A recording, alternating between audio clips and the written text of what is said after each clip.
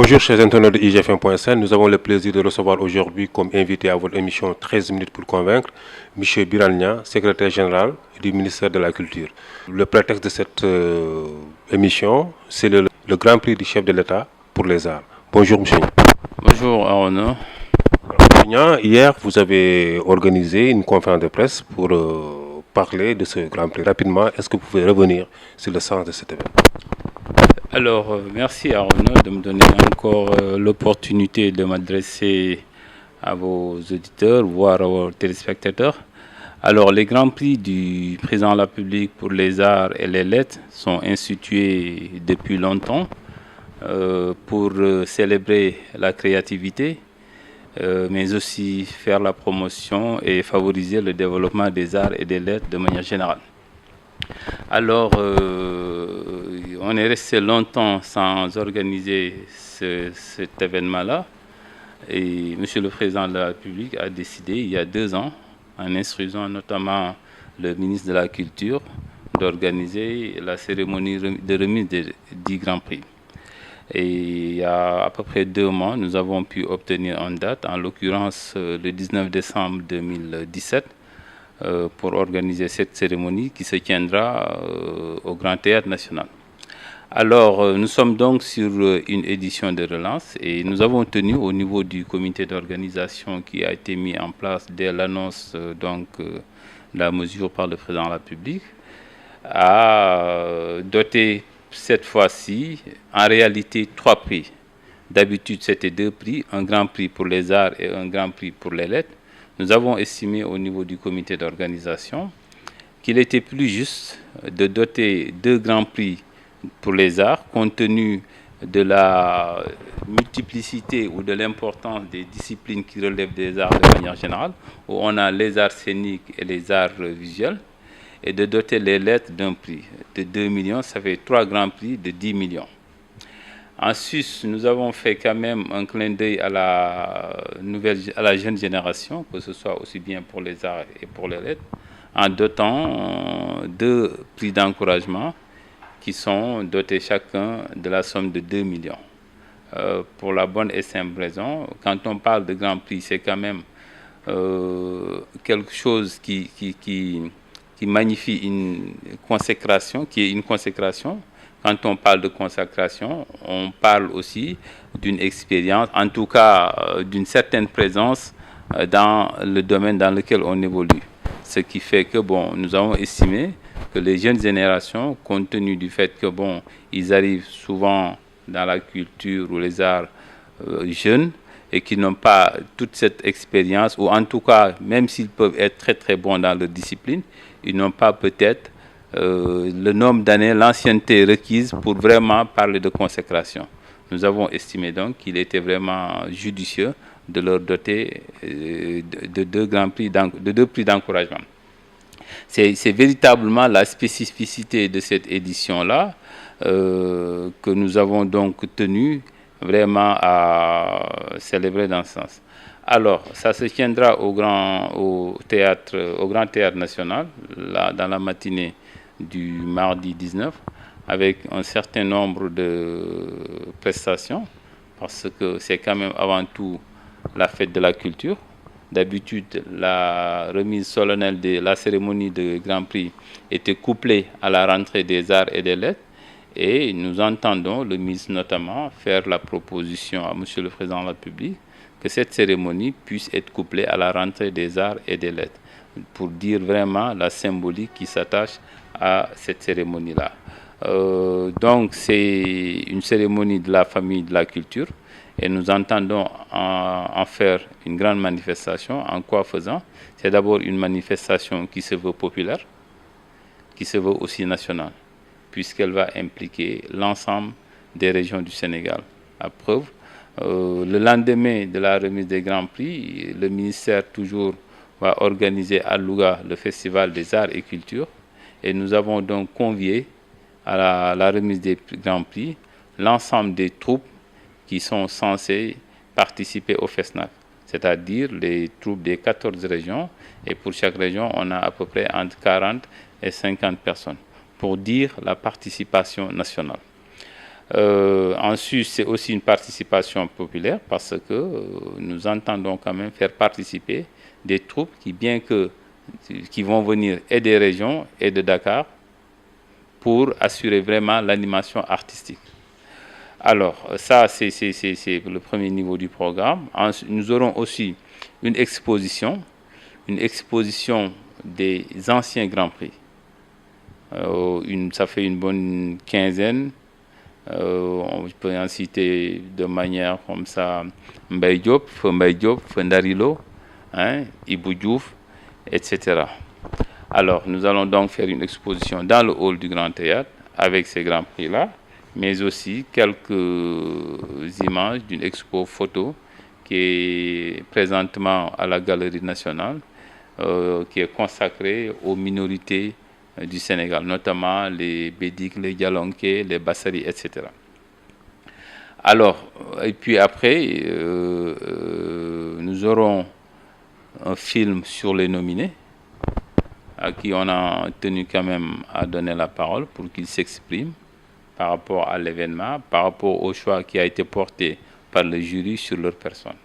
Et puis différentes prestations artistiques, notamment du slam, avec le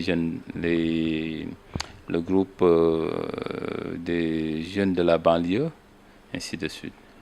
Le président va après procéder à la remise des trophées. Après, bien sûr, un discours inaugural qui sera prononcé par M. Alioune Badiane, qui a été agent du ministère, directeur des arts, directeur des manufactures sénégalaises des arts décoratifs, etc. La réponse du président, bien sûr, et puis bon, la remise des trophées. Est-ce qu'on peut avoir une idée des nominés? Alors, je n'ai pas la liste, mais on a, par exemple, pour les lettres, nous avons une dizaine de nominés qui ont été choisis sur la base de l'œuvre qu'ils ont présentée. Parce que les jurys qui avaient été mis en place ont élaboré des règlements intérieurs avec des critères, etc. Et à l'issue de ça, par exemple, pour les lettres, il y a eu 66 ouvrages qui ont été reçus.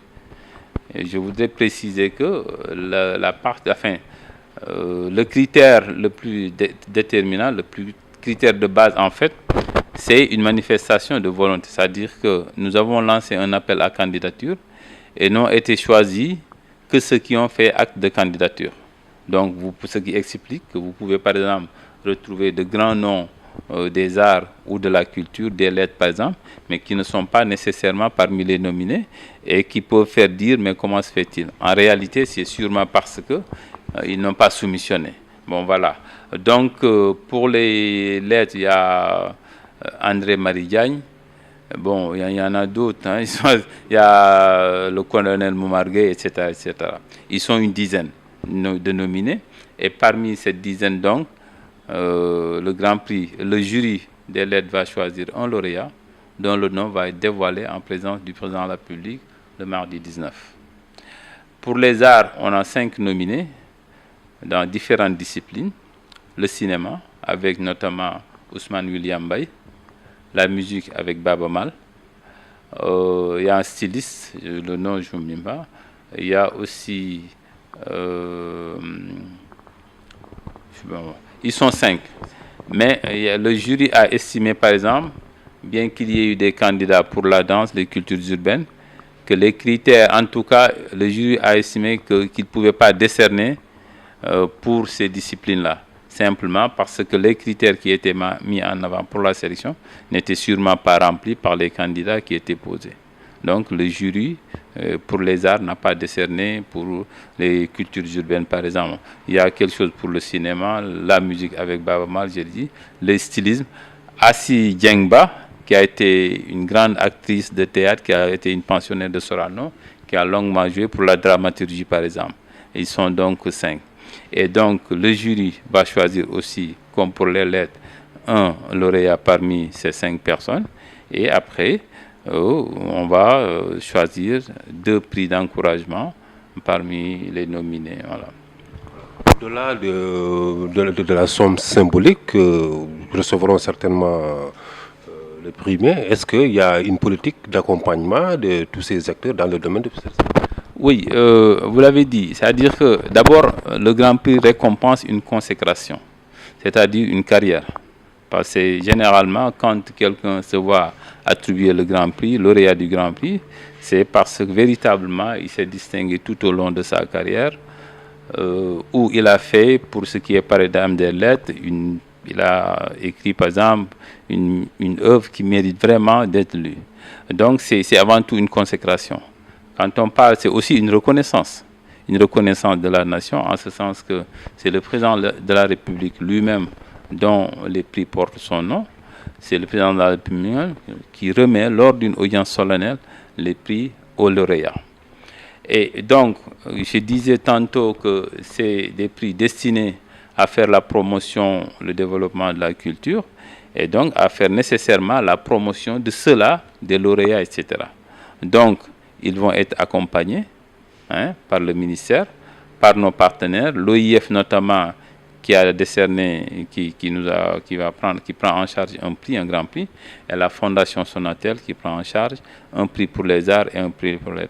Donc derrière tout ça, le ministère va appuyer en soutenant les lauréats et en les accompagnant, par exemple, sur une certaine période. Et nous espérons, ça le rêve de la discrétion de Monsieur le Président de la République, nous espérons que la présidence, comme dans d'autres disciplines, que ce soit dans le sport ou ailleurs, que le président de la République annoncera des mesures d'accompagnement peut-être de son côté. J'ai cru entendre qu'il y a des journalistes parmi les nominés.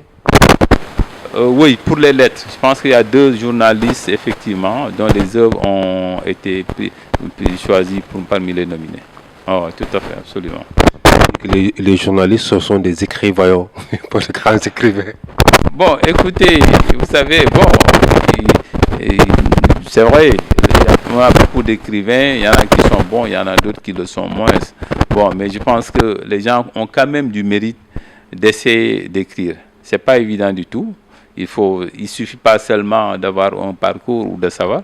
Il faut savoir narrer, savoir, il y a toute une technique. Bon, ça, c'est les hommes de lettres qui sont mis à même d'expliquer. Mais je pense que si par contre ces journalistes-là ont été sélectionnés, c'est indubitablement parce que quand même leurs œuvres sont bonnes.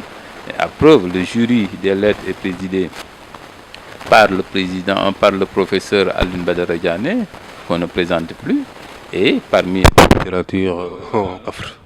qu'on ne présente plus, et parmi les membres du jury, nous retrouvons de grands noms de la littérature sénégalaise et de grands professeurs de français, Beytirka, Aminata Sow Fall, Madiaye Ndiaye, etc. Ça, c'est des gens qui font l'unanimité dans leur discipline. Je pense donc, je suis sûr que si vos collègues ont été retenus, leurs œuvres, c'est parce qu'ils sont manifestement bons. Et pour les arts aussi, c'est Jean-Pierre Lers qui est le président du jury des arts. Jean-Pierre Lers aussi, dans sa discipline, on le connaît comme étant quelqu'un d'une renommée quand même, voilà, qu'on ne présente plus. Donc, sous ce rapport, je pense que tout le monde s'accorde à reconnaître la légitimité des jurys qui ont été mis en place. Merci, M. Birane Ndiaye. Nous rappelons aux internautes que vous êtes le secrétaire général du ministère de la Culture. Cet entretien tourné autour du Grand Prix du chef de l'État pour les arts prévu le 19 décembre prochain. Merci.